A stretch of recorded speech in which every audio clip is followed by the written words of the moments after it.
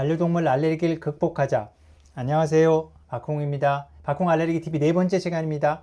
반려동물 알레르기 관련해서 궁금하실 내용을 면역 관점에서 풀어드리고 있습니다.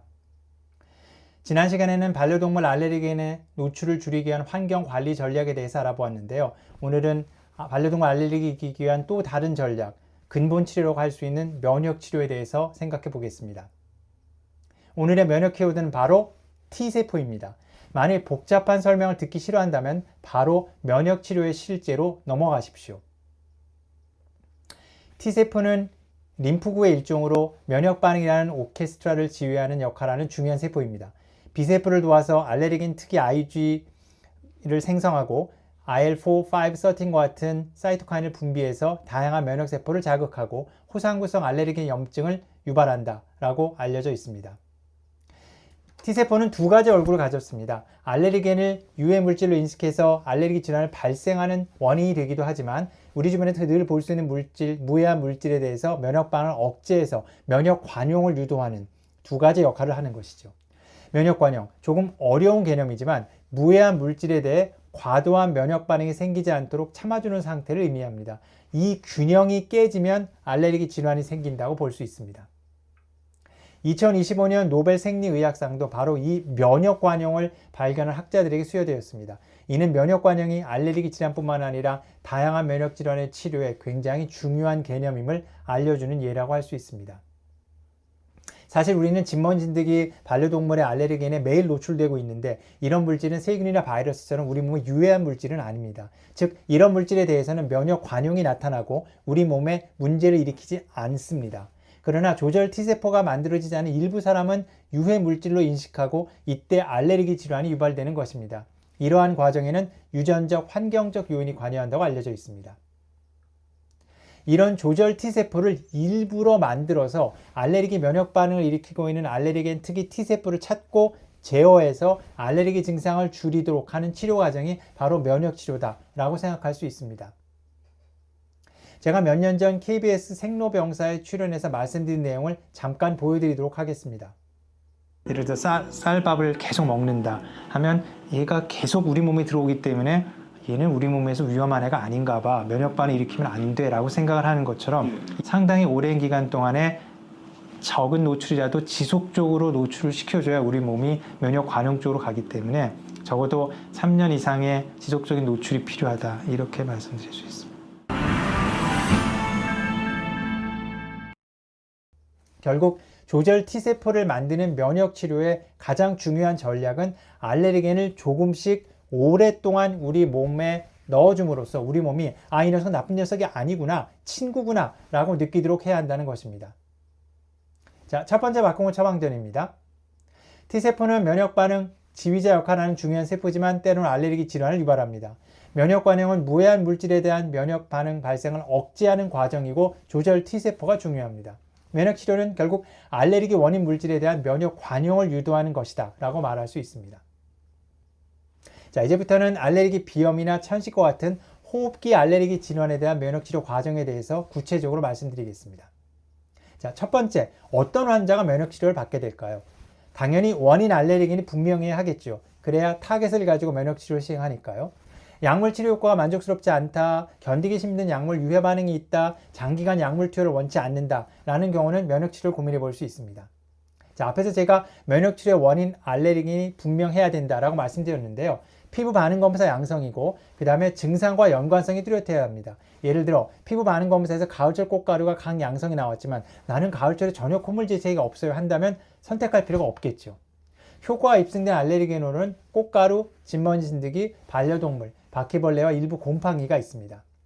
원인 알레르기 많은 경우도 혼합해서 면역치료할 수는 있습니다. 하지만 너무 많아도 좋지는 않기 때문에 보통은 최대 5종류 정도를 섞게 되는데 꽃가루의 경우 교차 반응을 고려해서 1개 내지 2개 정도의 대표적 꽃가루를 고를 수 있습니다. 또 하나 기억할 것은 면역치료용 시약으로 개발되어 있어야 한다는 것이죠. 예를 들면 우리나라 가을철 알레르기 비염의 중요 원인인 환삼 덩굴 꽃가루는 아직까지 면역치료 시약으로 개발되지 않았기 때문에 면역치료가 불가능합니다. 자, 두 번째는 어떻게 얼마나 투여할 것인가인데요. 원칙은 알레르기 원인 알레르겐 우리 몸으로 들어와서 병을 일으킨 길과는 다른 길로 투여해야 한다는 것입니다. 흡입 알레르겐이 중요한 비염이나 천식에 대해서는 바로 피하 주사가 오래전부터 선택해온 방법입니다. 마치 예방접종처럼 주로 어깨 근처 피부에 주사하게 됩니다.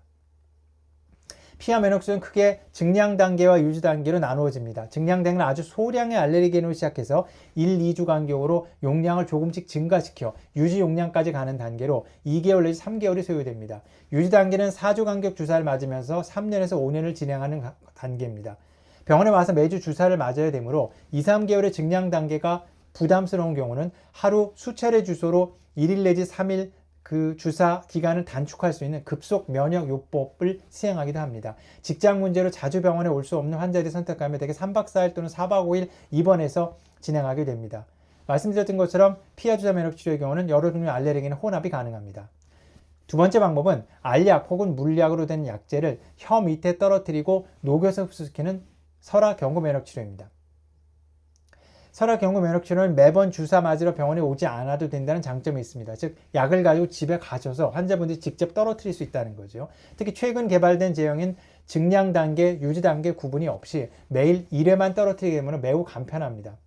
투여 기간은 피하 주사 면역 치료와 마찬가지로 3년에서 5년입니다. 다만 하나의 알레르겐이 하나의 제형으로 만들어져 있고 알레르겐 혼합이 불가능하며 알레르겐 선택이 제한적이라는 단점이 있습니다. 현재 우리나라에서는 진먼지스닉과 일부 꽃가루만 설화 경구 면역 치료가 가능합니다.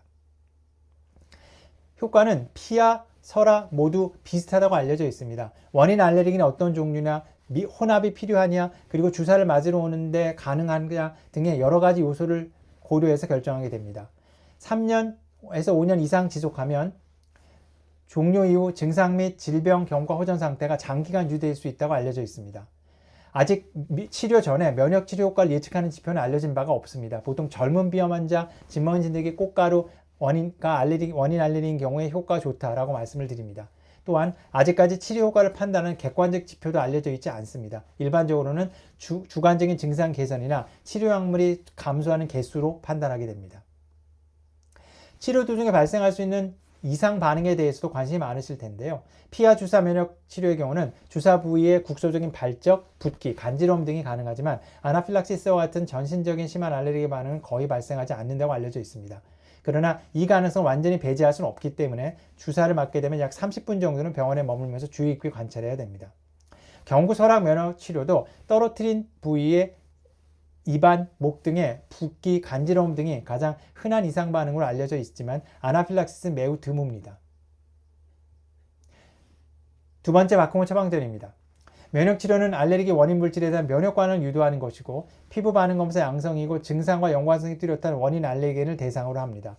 피하, 설화 경구 두 가지 방법이 있지만 효과는 비슷하다고 알려져 있고 3년에서 5년을 지속하면 종료 후에 증상 및 질병 경과 호전이 장기간 유지되는 어떤 면에서는 알레르기 질환에 대한 원인 근본적인 치료다라고 말씀드릴 수 있겠습니다. 오늘은 반려동물 알레르기를 이겨내기 위한 두 번째 전략, 반려동물 알레르기의 근본적 치료라고 할 수 있는 면역치료에 대해서 알아보았습니다. 다음 시간에는 반려동물 알레르기 발생에 있어서 유전 또는 환경, 어느 면이 더 중요할지에 대해서 알아보도록 하겠습니다.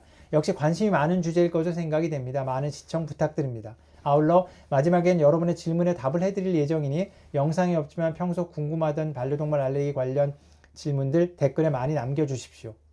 앞으로도 많은 기대와 구독을 부탁드리겠습니다. 감사합니다.